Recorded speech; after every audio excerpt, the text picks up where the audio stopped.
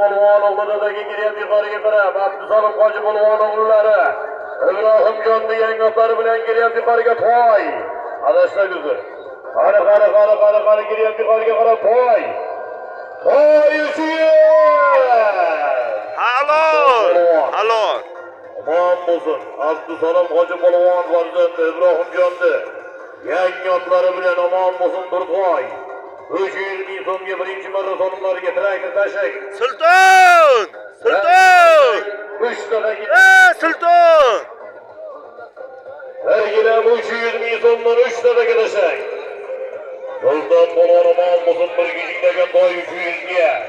300 ming so'mga Abdusalom Hoji Polvon o'g'illari Ibrohimjon yangi otlari bilan yangi kellir nomlari bilan to'shadi.